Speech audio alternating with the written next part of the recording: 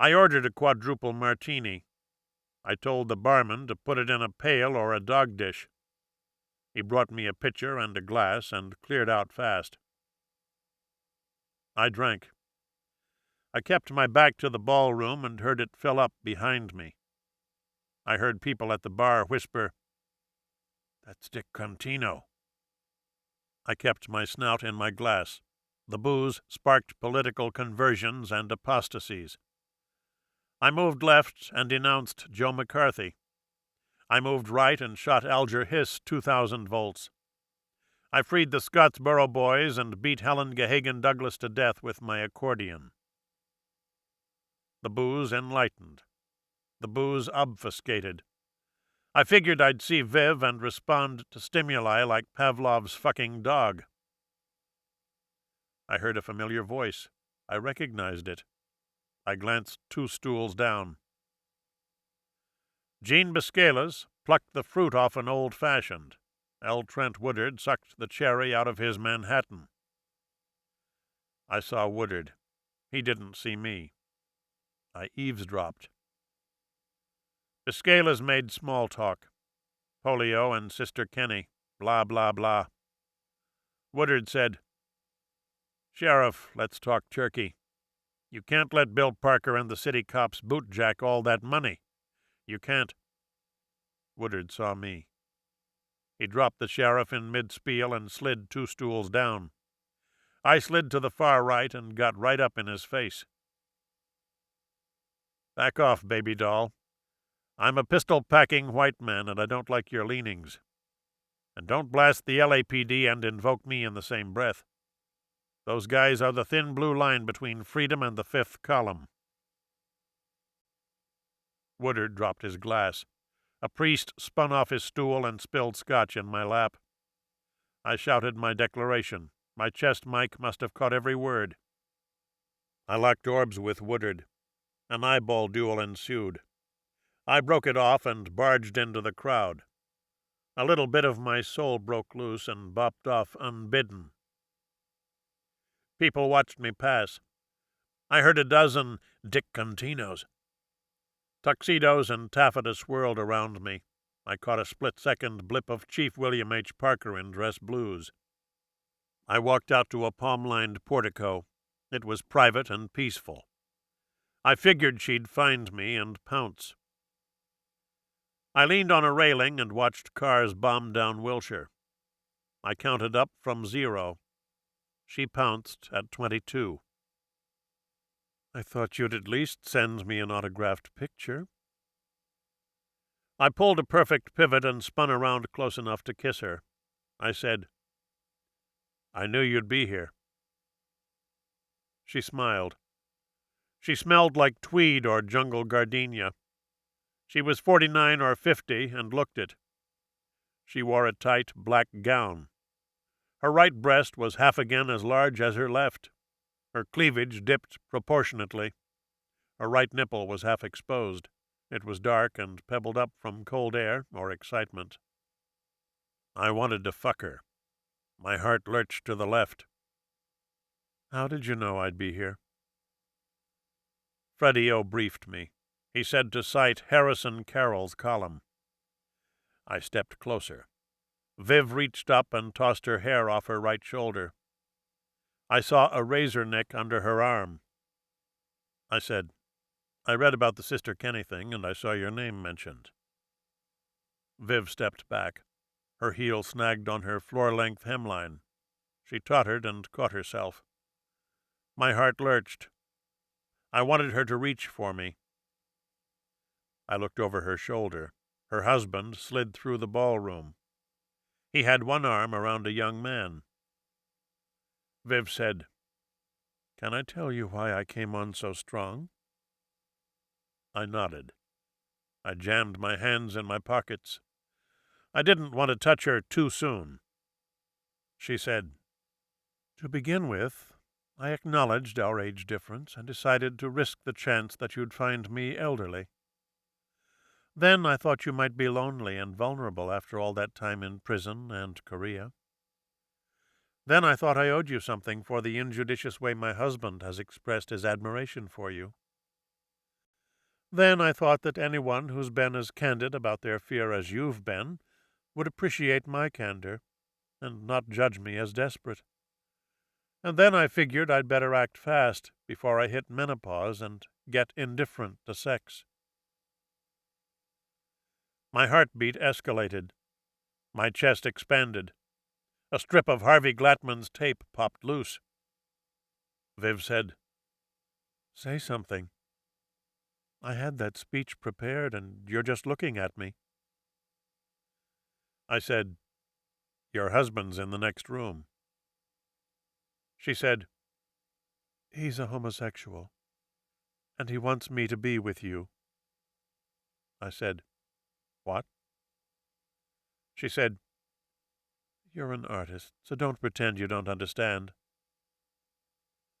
I backed into the railing. L. Trent Woodard walked by the doorway and winked at me. His young man blew me a kiss.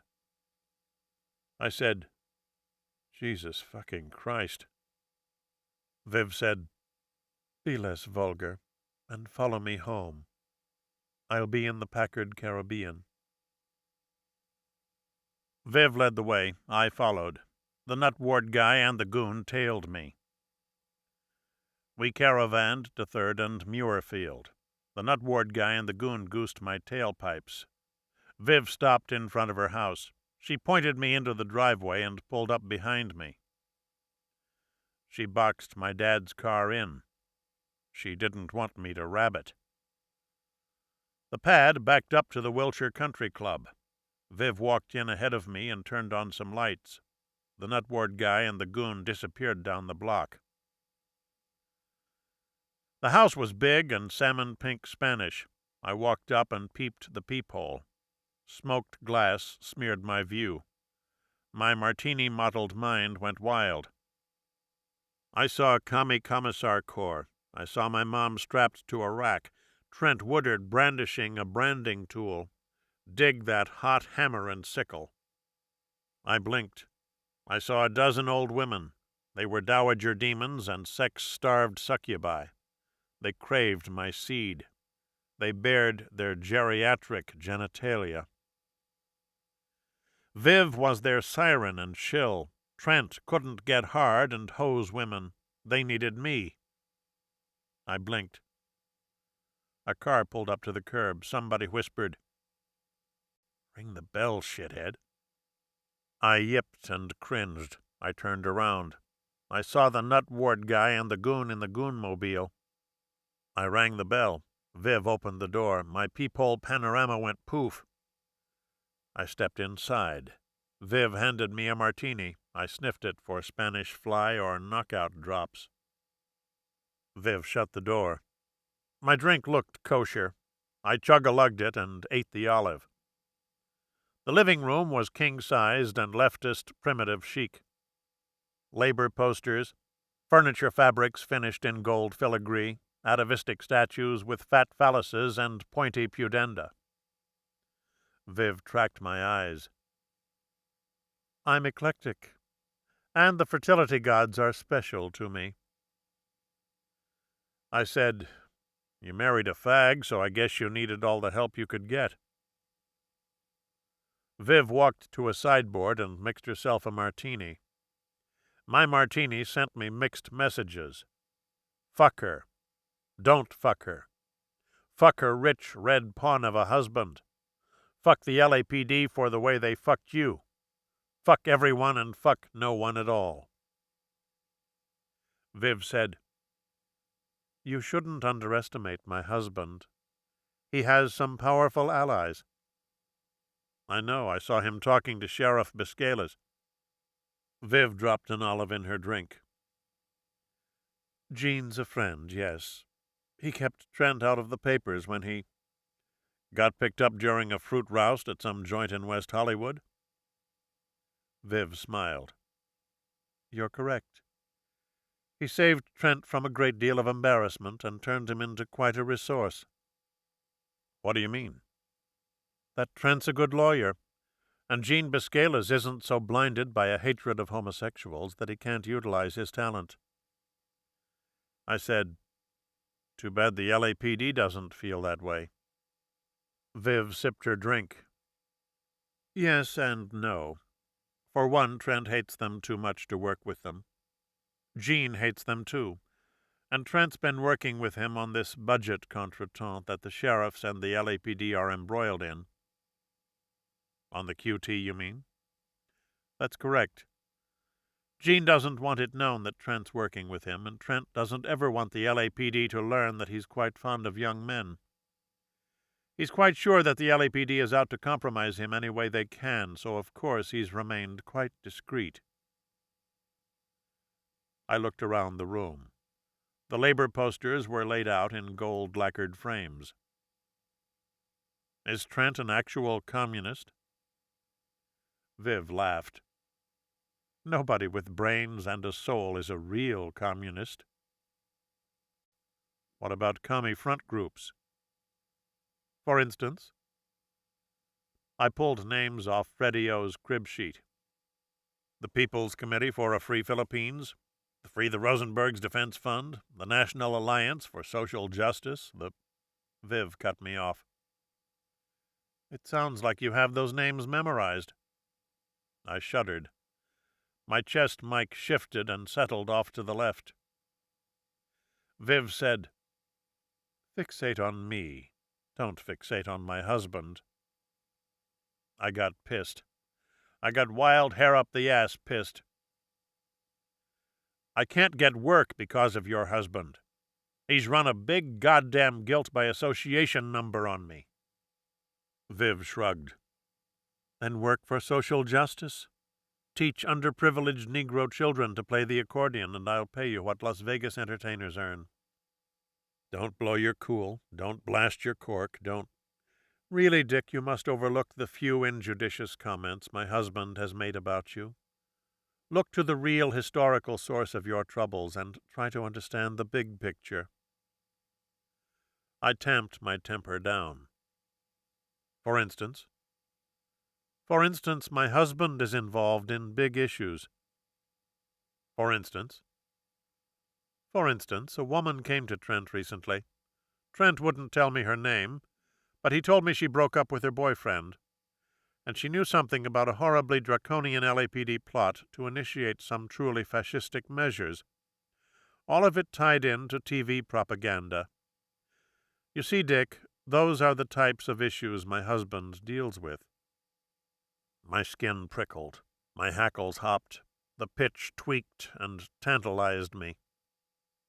What else did your husband say about the woman? Viv said, that she was a big, busty blonde.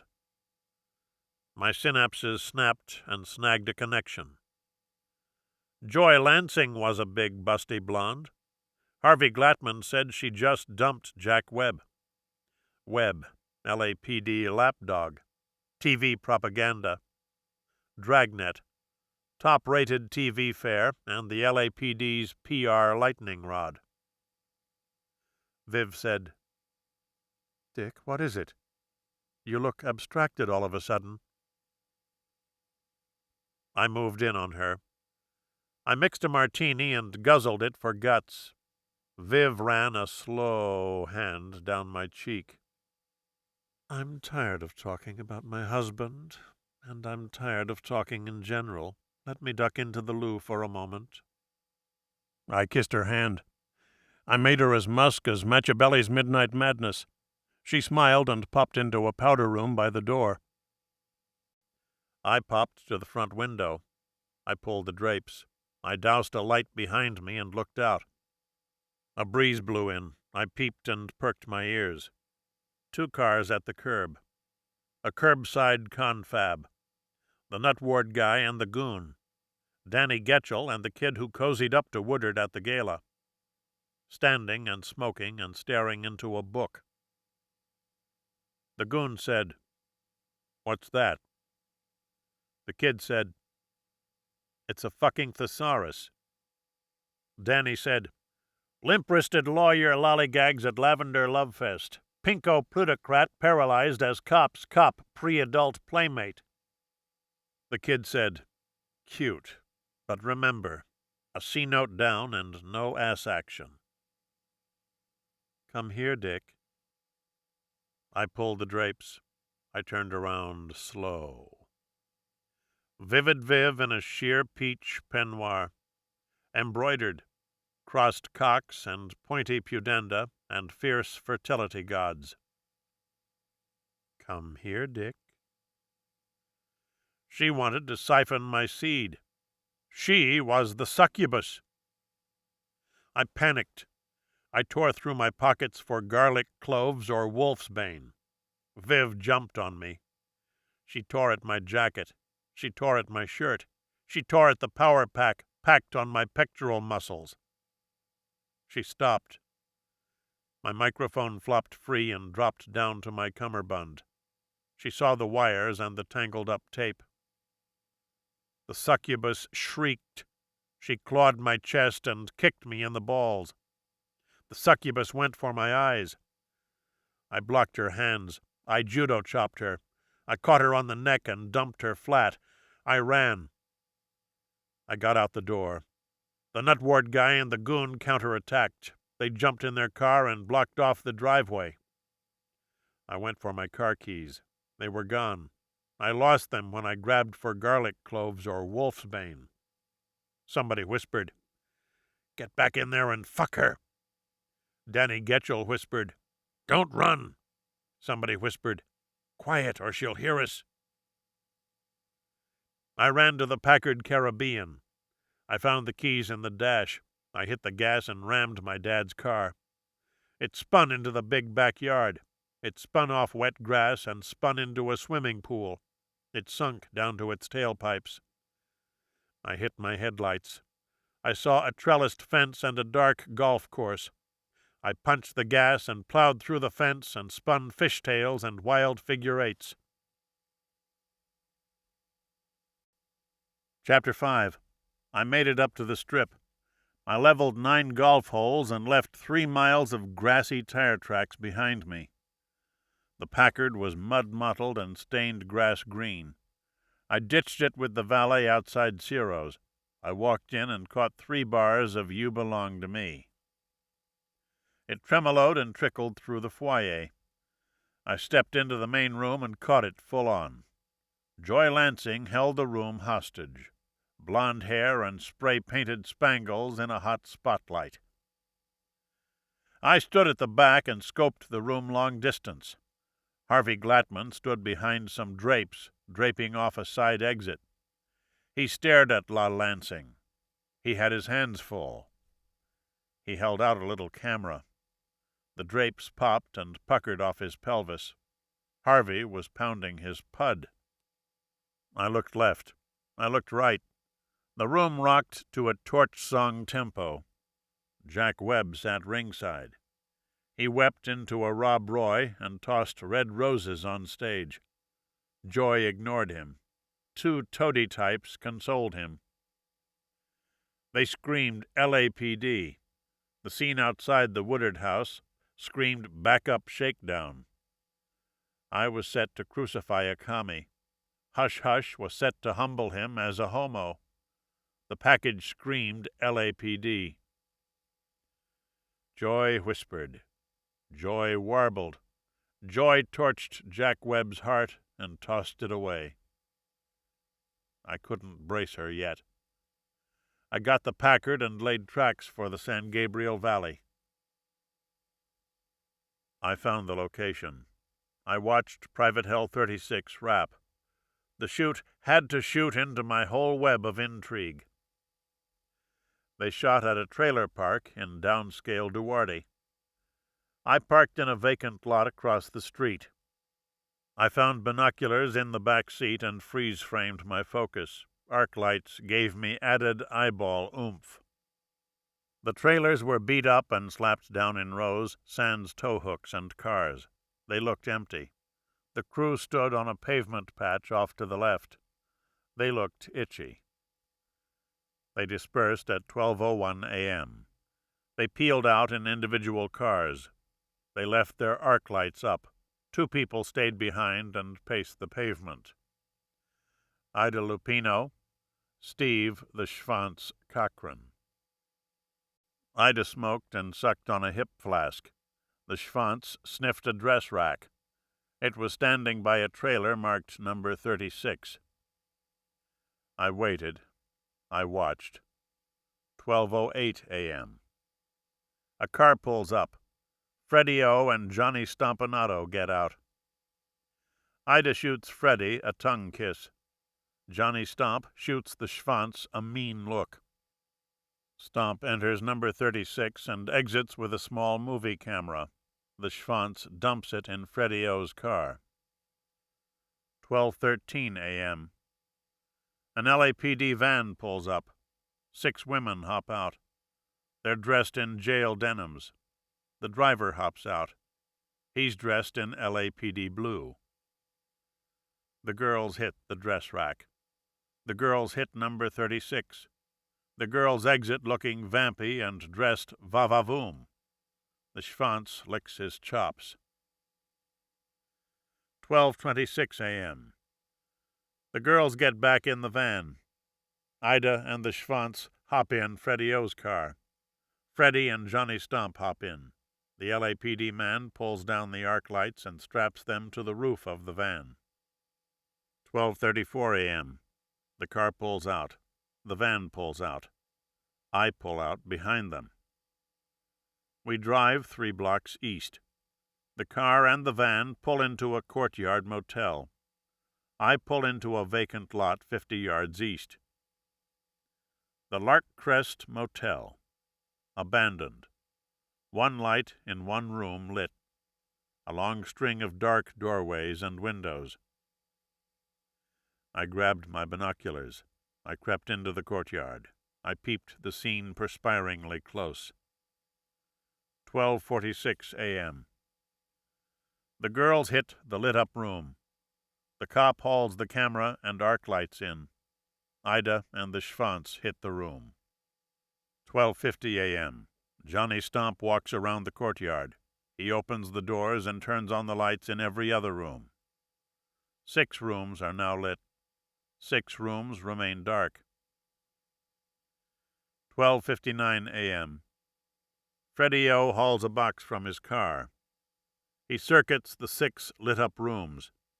He drops a bottle of booze and 2 paper cups on 6 bright blue bedspreads. 1:04 a.m.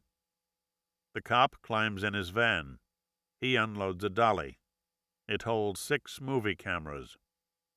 The cop circuits the 6 dark rooms. He dumps 6 cameras on 6 bright blue bedspreads. He shuts the doors behind him. I got the picture. I got it in CinemaScope. The cop climbed back in his van. I snuck way into the courtyard. I hunkered down and entered a dark room on his blind side. I flicked a light on. I flicked it off fast. I saw a 2-way peak built into the wall. I fumbled in darkness and bumbled into a door. I opened it.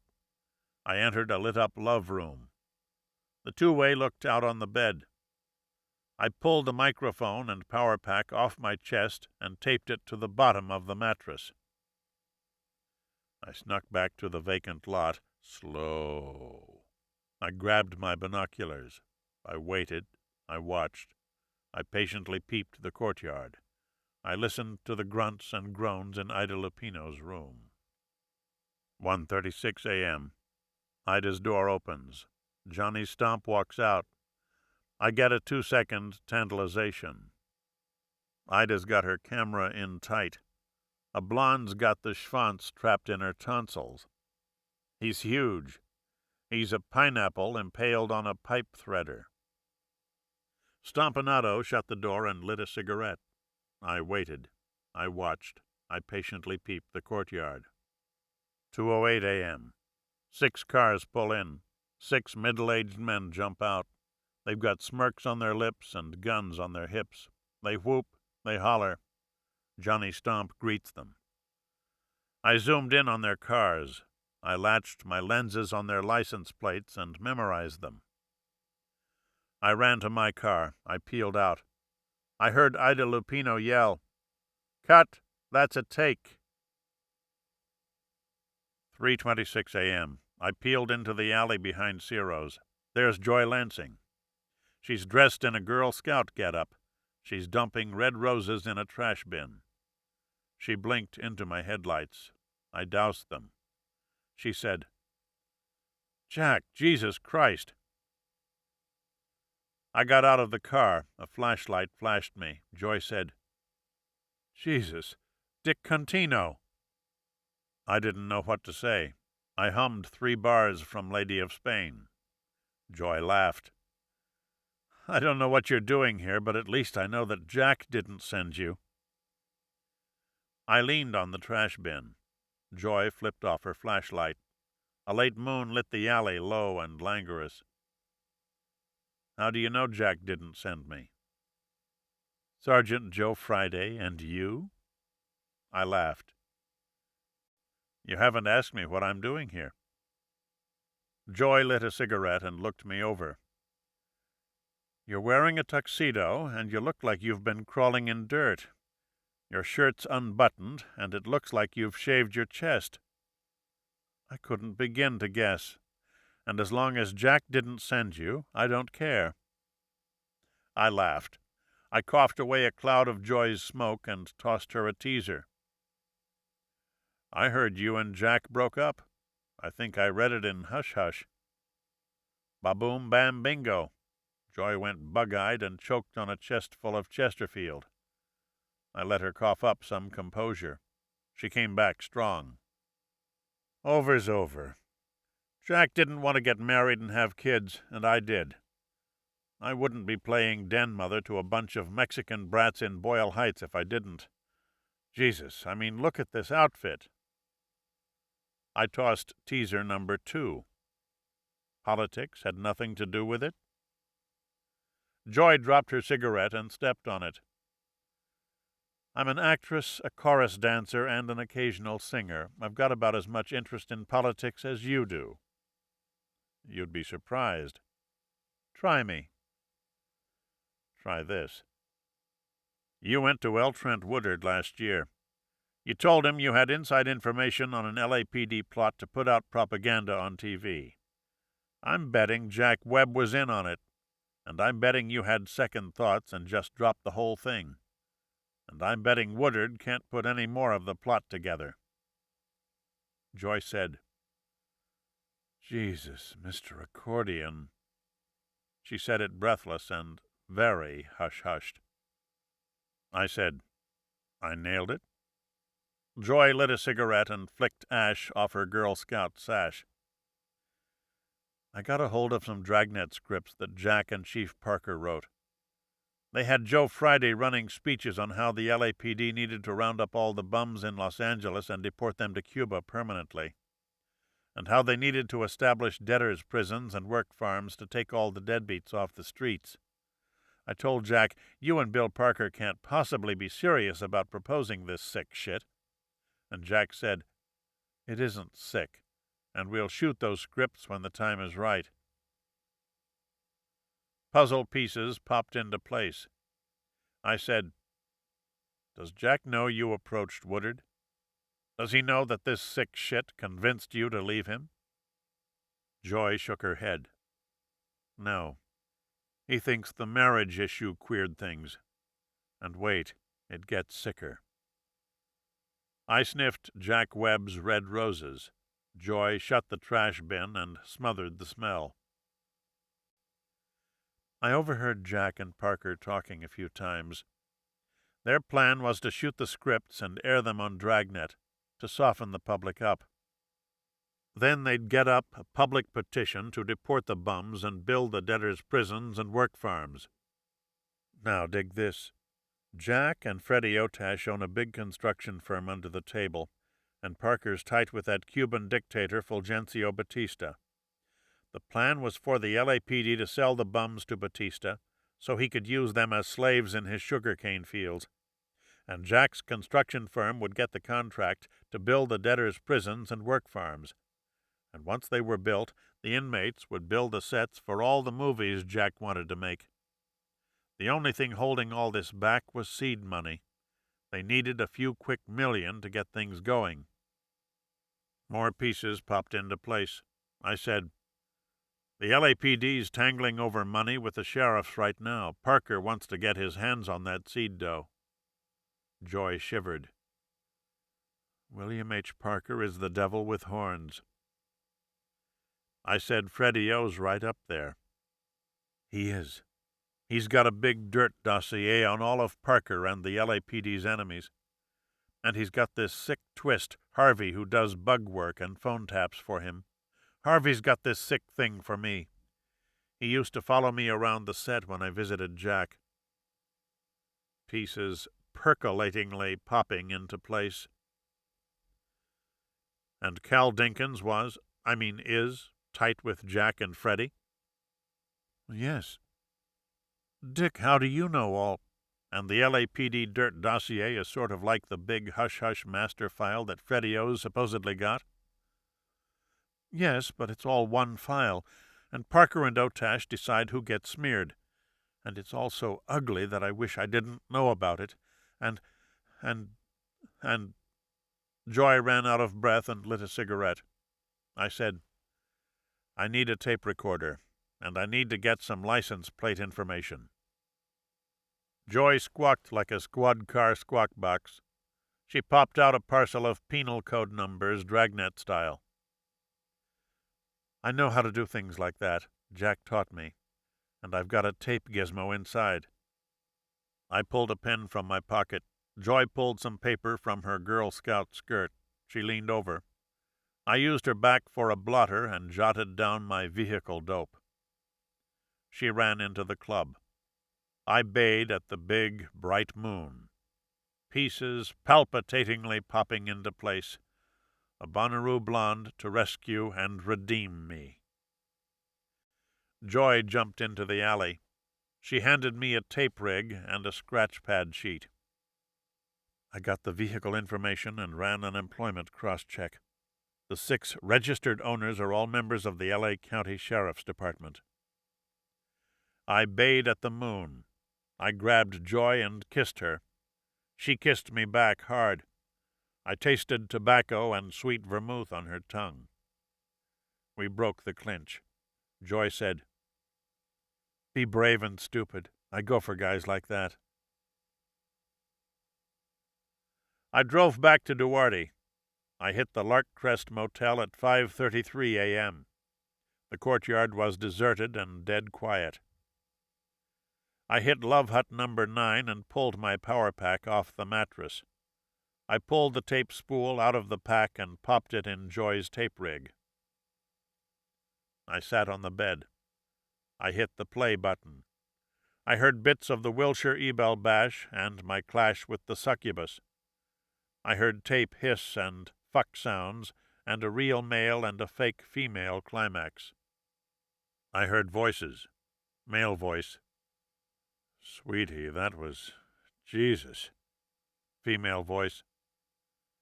I could tell it's been a while for you. Male voice. Yeah, well, the old lady's the old lady, but I guess that doesn't count. Female voice. Look, it's been a while for me, too. I've been out of circulation.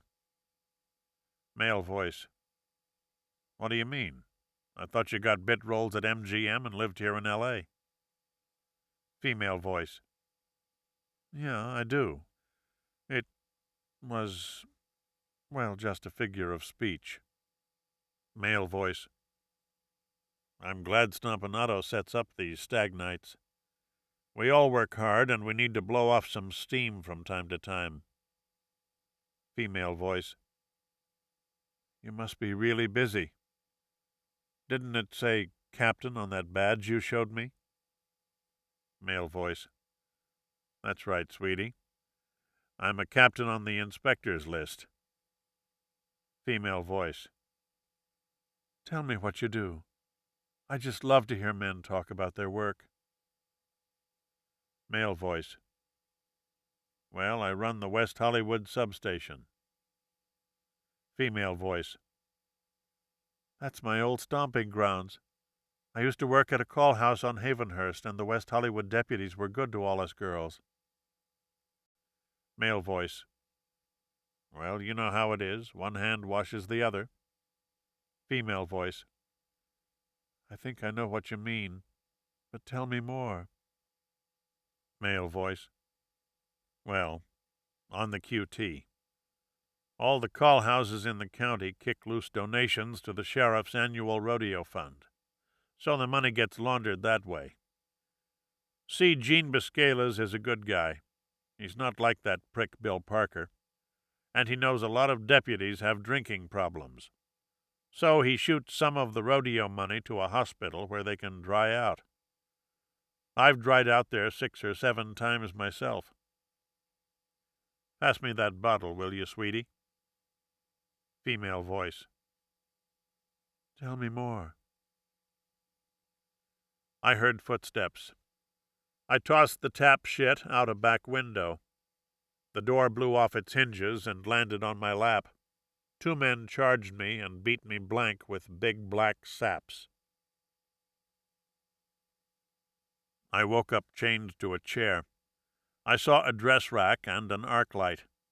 I recognized the dark little room. Trailer number 36, on the Private Hell 36 set. Fredo and Johnny Stompanato stomped in front of me. They tapped black leather saps on their knees. I heard voices outside.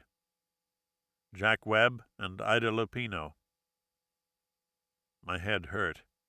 I felt woozy. My teeth felt loose. I saw tooth marks on the 2 saps. Otash said, Why'd you ditch out on Viv Woodard? Stomp said, Why did you steal her car? Otash said, Where's the bug apparatus? Stomp said, What did you and that commie Coos discuss? I played it brave and stupid. I said, Ba fungu, with full Italian inflection. Stomp sapped me. I spat 2 teeth on his ci-divorce suit. Fred O. flashed a newspaper. I caught a headline, Prominent Lawyer, a Suicide. Otash dropped the paper. Our vice guys caught Woodard with his pants down. He bailed out and drank some Drano. The kid they caught him with gave hush-hush a statement. The story's going on the May cover unless you convince the widow to sit on everything she might know about a certain police agency. I said, Fuck you, Fritz. Otash sapped me. I spat 2 teeth on his ci-divorce suit. Otash sapped me again. Woodard's dead, Dick. You're not much use to us anymore, and you just might prove to be a liability. You killed a valuable buddy of ours, and brave and stupid guys like you are always better off dead. Brave and stupid clicked with dead and cleared my clogged head. I screamed like a scared little baby. Otash clamped down on my arms. Johnny Stomp rolled up my shirt sleeves. Harvey Glatman and the nut ward guy popped in my periphery. Somebody stuck a spike in my arm. I whooshed into ecstasy and darkness. Light and dark came and went. Hypodermic needles slipped in and out of my arms. I went wonderful places. I returned to Private Hell 36. I fucked the mermaid from the Chicken of the Sea tuna can. Harvey Glatman photographed my arms. Ida Lupino shot me up and shot my needle tracks with 3D film. My bladder burst. Somebody said, "Oh, shit." I flew to Mars. The succubus siphoned my python and gave birth to trident-tailed twins. I apologized to her husband. He condemned my cowardice and deplored the damage I did. Howard dove for my dong. Linda Sidwell jumped on Jack Webb. Joy Lansing saw the Lupino loop and left me for the Schwanz. I heard voices or ventriloquistic voodoo. We've got to move the master file tonight. Stash it someplace safe at your studio. Yeah, boss. Dump Contino someplace. Levant scares me. You never know what he knows. He's a hophead. Those guys crap out all the time and nobody thinks twice. torture him and find out what he knows, then kill him. I flew to Pluto. I asked Mickey Mouse why they named a planet after his dog. You've got to move him or move the fucking trailer. He's starting to smell and our location permit expired. I flew to Neptune.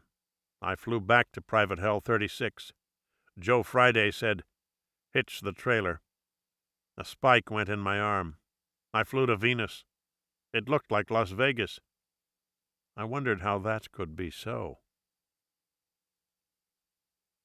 White plastic, white naugahyde, maybe white leather, tucked and tufted, sticky, stuck against my cheek. White, stiff-starched, mummifyingly tight. I blinked. I yawned.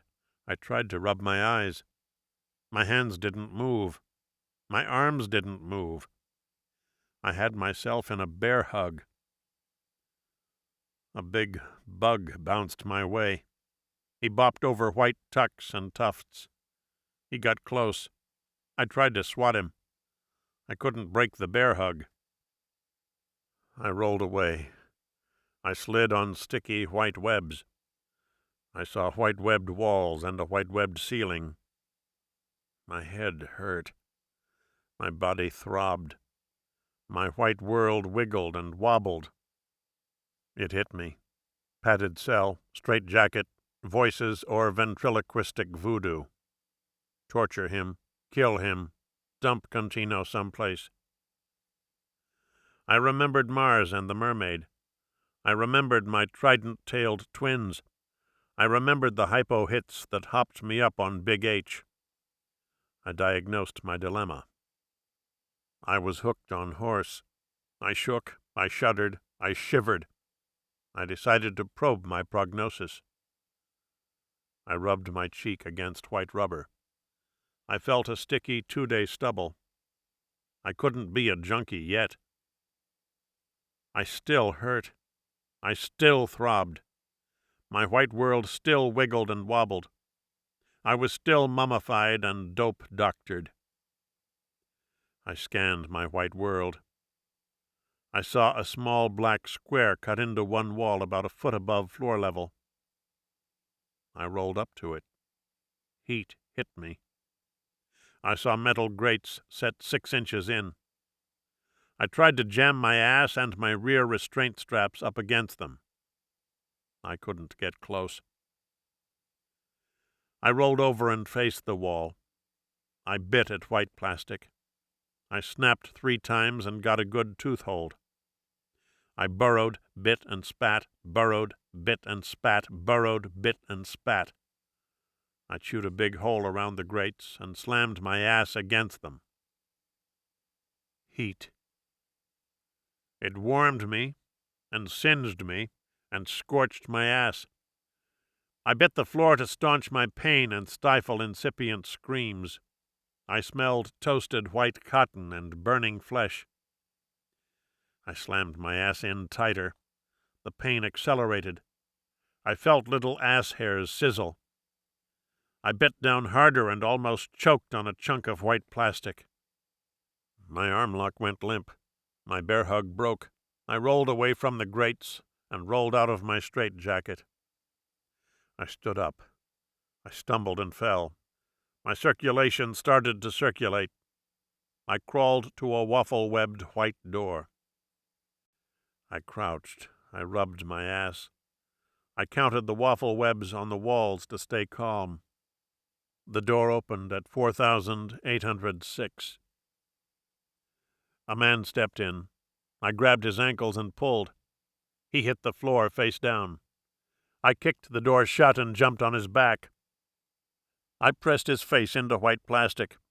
Tucks and tufts muffled his screams. I knee-dropped him 9 times. I came down on his kidneys full force. Blood blew out of his mouth. It spritzed and sprayed and trickled through little white troughs. He was dead.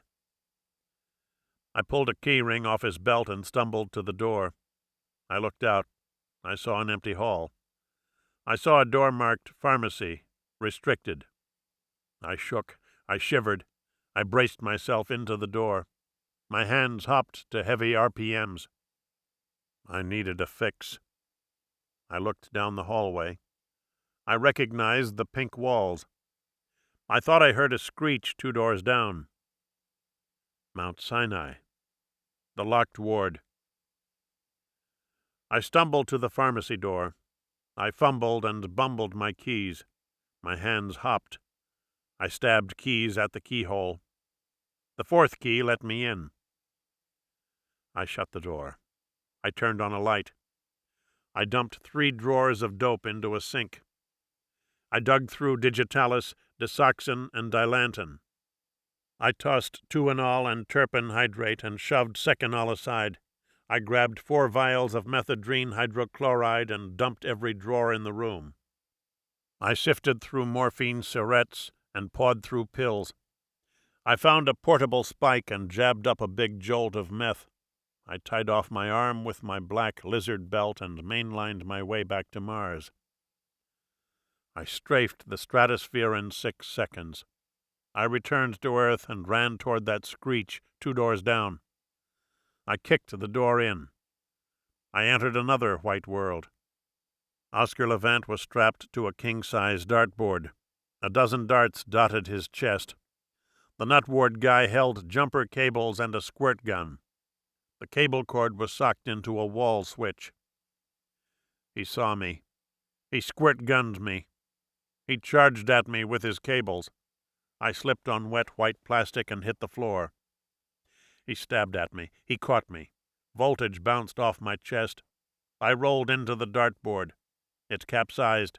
Oscar hit the floor and slipped free. I stood up. The nut ward guy charged me. Oscar pulled a dart off his chest and let fly. He nailed the nut ward guy in the neck. It stunned him. He dropped the squirt gun. I grabbed it and squirted him. Oscar lobbed 2 darts at his face. They stunned him. He dropped his cables. I grabbed them and clamped them down on his balls. He screamed. I slipped Oscar the squirt gun. He shot him in the balls and electrocuted him. Chapter 6. Joy Lansing hid us out. We turned her house into a kick pad. I kicked Big H. Joy knew a dope doc and a Chinese herbalist. They collaborated and cooked up compounds to cleanse me. I popped their potions and felt all the poison pour out of my pores. Oscar kicked cold turkey. He played Joy's piano 20 hours a day. He played himself into and way past exhaustion. He played blistering Bartok and soft Brahms ballades. He perched on Joy's balcony and played for the Hollywood Hills. People stood on their rooftops and listened. Busy hands can't shake. Busy brains don't dwell on dope deprivation. I kicked horse. I didn't know if I could kick my homicide habit. Murder was a monkey on my back now. I found a context to make mayhem mine. Most men found it in war. I attracted it with my fear and put myself in peril to perpetrate it. I was a murder magnet. I'd continue to kill as long as it felt justifiable and erotic. I wanted to juke Jack Webb and Johnny Stomp and hang their hides out to dry. I wanted to fry Freddie Otash in hot oil and pulverize William H. Parker. I didn't know if I wanted to avenge Trent Woodard or go on another kill spree. My murder motives were convoluted and ego-polluted. I didn't know if I wanted to save L.A. or annihilate it and go down behind a big ovation. I ran it by Joy. She told me to relax and let things play out hush-hush. Dinkins and Wells were still John Doe'd in the papers and on TV. The Mount Sinai massacre never made print. The LAPD plot was huge and unverifiable. Oscar was a hophead. I was a draft dodger. Jack Webb was Joe Friday. Let it go. It was all too big to fuck with. I couldn't let it go. My murder-mangled memory said no. Joy took me to bed and tried to induce amnesia. We made love to Bartok and Brahms. We slept to soft Schubert and Schumann. Oscar played to our passion. His music molded my memories of murder and sparked my lust for more of the same. We made love and slept for a week. A Rachmaninoff Opus 32 prelude pushed me over the edge. I called my parents and told them to hide in their bomb shelter. I told Joy to call Harvey Glatman and suggest some publicity pics. Chapter 7. Voices or Ventriloquistic Voodoo. We've got to move the master file tonight. Stash it someplace safe at your studio. Yeah, boss. I heard those words in a hop haze. I was half-assed sure that Freddie O and Harvey Glatman said them. I had a hunch that Harvey took his pervert pics in some sick sanctum sanctorum. Joy walked into his repair shop. Oscar and I watched. We were staked out in Joy's Jag coupe. We watched the door. We waited. Joy went in wired. Oscar hooked her up. We bought a Sergeant Joe Friday surveillance kit at a toy store and went wild. Joy packed a Jill Friday purse pistol and a signal device. Oscar held the Trap Your Man transmitter. We parked 2 doors down from the shop. Joy was set to signal us to the sanctum sanctorum. We watched the door. Oscar sucked cigarettes. I fought the homicide heebie-jeebies. I wanted to hurl some hurt on Harvey. I wanted to kick my homicide habit and re-embrace my accordion. Seconds slogged by. Minutes meandered. We watched the door. Our beep device beeped. We jumped out of the car. We ran into the shop. We shut the door and threw up the closed sign. We followed the beeps. We beeped through the back room. We beeped up to a big green door. Beep, beep, beep, beep. Oscar kicked the door. It stayed upright. Oscar grabbed his foot and yelled, "Shit!" I kicked the door. It stayed upright. Oscar picked up a TV set and threw it at the door. The door blew off the doorway. We ran into a little green room. It looked like the gas chamber up at San Quentin. Joy held Harvey hostage. He sat in a gas chamber chair. Joy held her toy gun on him. I smelled stale gas. I pried open a floor vent. I smelled it stronger there. I saw cardboard boxes stacked in a hidey hole. I saw a crawl space behind them. Oscar grabbed a box. Joy pistol-slapped Harvey. Her toy gun decomposed in her hand. Harvey yelped. Joy said, "He tried to tie me up, the sick shit." I eyeballed the room. It had a feral feel and an abattoir air. Oscar opened a box and skimmed some carbon paper. He said, "It's the big hush-hush file." Harvey yipped and yelped. Joy jammed a high heel down on his foot. Oscar spieled scandal rag skank. Otto Preminger sniffs coke and H speedballs. Mayor Bowron's got a Filipino love child. Randy Randolph Scott wrangles with a Mexican middleweight. Dean Martin moves mob money direct to Pope Pius at the Vatican. Dick Powell delivers dope to... I cut him off. "Talk, Harvey." Harvey squirmed. I sniffed more stale gas. I caught a bitter almond sub-scent and felt my hackles hop. Harvey said, "What do you want to know?" I said all of it. Off the record, on the QT, and very hush-hush. Harvey talked. Harvey laid out the whole ball of wax. I sniffed bitter almond and shivered as he spritzed it. He was Freddie O and Johnny Stomp's Einstein. He ran their subscription TV scam. They sold smut film subscriptions to pervs and the Great White Priapic all over L.A. Harvey could beam film from his shop to any Joe Blow's TV set. The pervs paid prime prices for home pornography. Cal Dinkins and Playboy Wells provided inmate actors. LAPD goons transported them to the Fuck Film set in Duarte. Freddie O coerced Ida Lupino into director duty. Freddie fixed her manslaughter beef. Ida plowed a car full of wetbacks, dead drunk, and killed all 4 passengers. Freddie forced the Schwanz to star in her films. The Schwanz had 3 reefer-roused priors and a current case pending. The Schwanz skin-popped White Horse and loved jungle-bred jailbait hot off a slave boat from Zanzibar. The Schwanz was viably pliable. Freddie O was Chief Parker's pet pit dog. Parker wanted to shaft the sheriff's department and take a fat share of its budget. Freddie concocted a covert operation.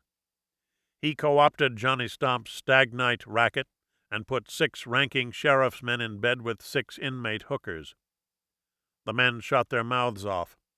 They shamelessly shared sheriff's department secrets. Ida Lupino filmed their philandering. Parker needed money. He wanted to build debtors' prisons and work farms. He wanted to wipe the winos and strong-arm the stumble-bums off the streets of L.A. and sell them to spick dictators. It was all working, well-oiled and wonderful, until Playboy pulled an unpermitted heist with Cal Dinkins right there, until Oscar Levant and Dick Contino bumbled down to Darktown. Harvey stopped talking. Joy blew cigarette smoke in his face and said, "Creep." Oscar tossed a dozen film cans out of the hidey hole. I looked in the hole. I saw pipes pointing up to the hot seat. I caught a biting blast of bitter almond. Oscar said, "I've been through 6 boxes. There's enough dirt in them to out-extort the gross national product.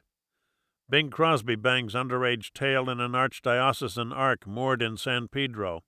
Dave Garroway checks out the chicken in—" I jumped into the hole. I bent down and followed a shaft of light. The cyanide scent went south. I smelled something worse. The hole expanded into a tunnel. Wood walls shut out dirt and foundation debris. I saw a pile of bones and smelled mothballs mixed with decomposed flesh. Skulls, arm bones, leg bones, wide female pelvic bones flecked with red gristle. I ran out of the hole. I ran up to Harvey Glattman. Harvey smiled. Harvey said, 17, but then who's counting? The terror trove went telepathic. Time stood still. Joy dropped her cigarette. Oscar dropped a scandal skank sheet. Nobody said a word. We all let it sink in. Nobody talked. Nobody breathed. We all looked at the hole. Harvey read my mind. I know you want to kill me, Dick. I know how it is when timid men smell blood. Nobody talked. Nobody breathed. We all looked at Harvey. He said, "Don't be hasty. I'm the only one who can help you out of this scrape you're in." He explained. I granted him a stay of execution. Chapter 8. I hugged a booth at Ollie Hammond's steakhouse. I held a cross and a big garlic bulb. The succubus was late. Oscar and Joy guarded the gas chamber. They barricaded the shop and held my dad's shotgun on Harvey. Harvey hammered away at my home TV show. He thought he could buy me out of the shit I slid into and slide on his 17 snuffs. He was wrong. I passed sentence. Oscar and Joy played public defenders and petitioned me for a pardon. I said no. They said they were glad and conceded their collusion in Contino's kangaroo court. I said Harvey's death would be a real gas. Oscar and Joy laughed. We drew straws to pick who'd drop the pellets. Joy won. Oscar dipped down to Western costume. He bought her a Boss black death robe. I felt righteously righteous and smilingly smug. I ratified my rationale a dozen times and reveled in its logic. Harvey was a freelance freak. The LAPD did not know he killed women. The LAPD could not be trusted to rein in their rabid Rottweiler. I could gas Harvey and give up Gore for good. The succubus was late. I felt valiantly virile. I felt spectacularly spiritual and alluringly alive. I had the big hush-hush file. I had dirt. I knew who fucked and sucked and licked and dicked and boozed and coozed and injected and elected to genuflect to their basest desires. I could wreck careers and resurrect my own. I could shake down booking agents and casting agents and columnists. I could run a prime portion of the press and have them castrate my competitors. I could regulate my rise to Mount Olympus. I could humble those who humbled me in the spirit of hush-hush hegemony. The succubus walked in. I shook. I shivered. I squeezed my garlic bulb. She sat down at the table. She wore her widow's weeds witchingly well. Vivid Viv. She said, "Jesus, Dick, you smell." I dropped my garlic. I picked up my cross. I aimed it at her crotch under the table. I said, "You're probably wondering why I called." She nodded. "I'm wondering where you found the audacity." I said, "I've been having an audacious time lately." That's an evasion, and it's not a suitable answer. Vicious Viv. I said, "I'm sorry about your husband." Viv flicked some tobacco off her tongue. That's a craven response, and it's what you should have said first. Vindictive Viv. I tamped my temper down. I made a neutral and not-neutered statement. I didn't have a choice. The LAPD was squeezing me. Viv laughed. You had a choice. Your options were suicide or direct action. I laughed. Viv laughed. It was shitty, laughless laughter. You blew your most immediate options and your chance to father my child. I suspect that you'll blow whatever else comes your way. I popped a few tears. Wicked words and garlic fumes sucked them out of me. A waiter walked up. Viv waved him away. You never returned my car, Dick. I shrugged. I found another handsome Italian man to impregnate me. He's much more famous than you, and I'm sure that he has a larger penis. I said, Who? Viv said, Dean Martin.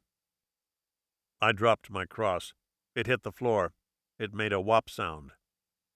I said, Fuck Dino. He moves mob money to the Vatican. Yes, and my husband was a homosexual.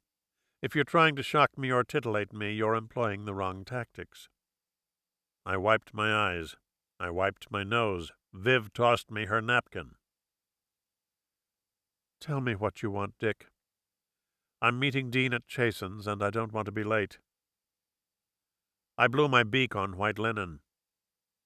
I want direct action, and I need to talk to Sheriff Biscayles. Viv stood up. I'll arrange it in the spirit of what we could have had. I smelled her perfume. I recognized it. Joy said she wore it to funerals. Machiavelli's Morning Madness. Viv said, Wash my car before you return it. Chapter 9. I walked in on the sheriff's arm. Chief Parker almost shit on his living room floor. I said, What's shakin', Daddy-O? Daddy-O went raging red and pulmonary purple. His veins bulged blue and vibrated violet. The sheriff sat him down in front of his TV set. He drilled me with Draculian eyes and hexed me from the heart. I knew he couldn't talk. I knew a catatonic cat captured his tongue. I shut the door. I said, Nice pad, baby doll. Those plaid drapes and that wall flag are so you. Parker sputtered and spit split syllables.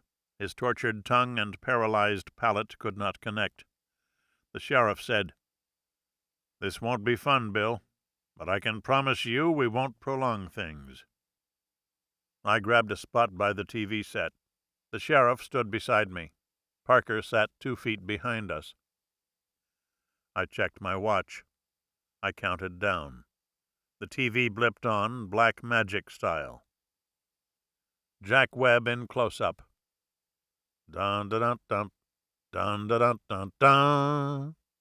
The Dragnet theme on the soundtrack. Jack's toking a big stick of tea. He's giggling and goofing on his crazy existence.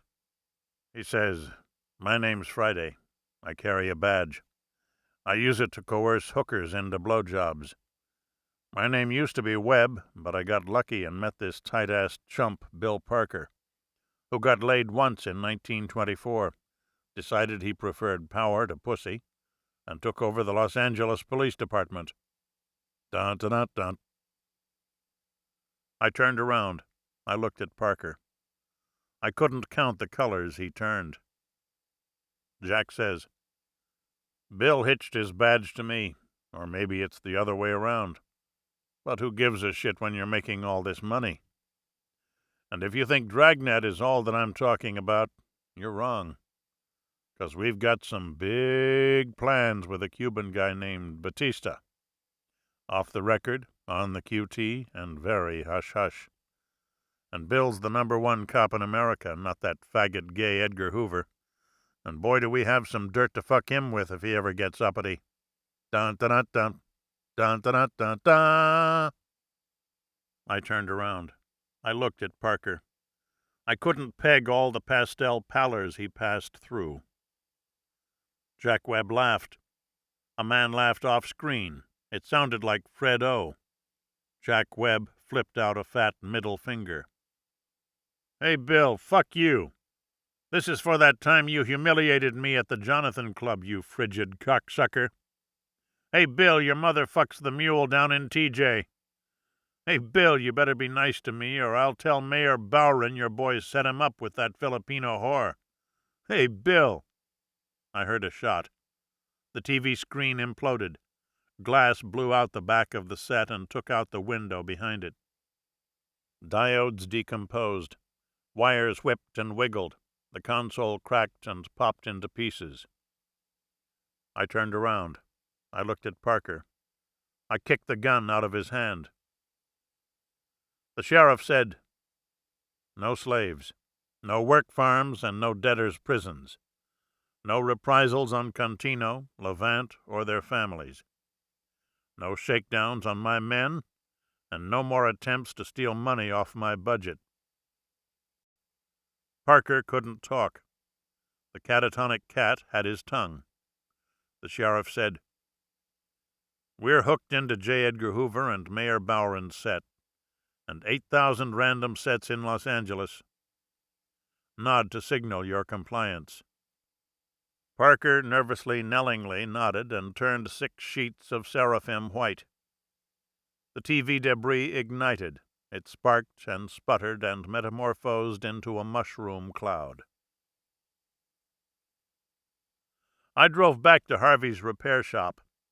I found the whole block leveled and torched to a trash heap hell. Fire trucks, rubberneckers, cop cars. Soot, smoke, ash-afflicted air. A wiped-out wasteland with a single scorched skeleton standing. The gas chamber chair. I saw Oscar and Joy. I ditched my car and ran up to them. They wore black executioner's robes. They lit cigarettes off a piece of red timber and looked at me. I said, "What the fuck happened?" Joy said, "Harvey tricked us. He crossed 3 or 4 wires and blew himself out a fake wall panel. One of the arson cops said he probably created a sonic boom and controlled the downdraft. The fire started about a minute later." I yelled, "He's gone?" Joy nodded. "We underestimated a genius." Oscar said, "And we overestimated you." I kicked a rubble pile. My tennis shoe ignited. I hopped on one foot and swatted out the flames. What about the files? I've got plans. Those files can make me. Joy said, They burned up. Tough luck, Dick. I was hoping they could help you mount a comeback. I threw a tantrum. I stamped my feet and kicked at hot rubble. My shoes caught fire. I let them burn. Oscar said, Dick, you're fucked.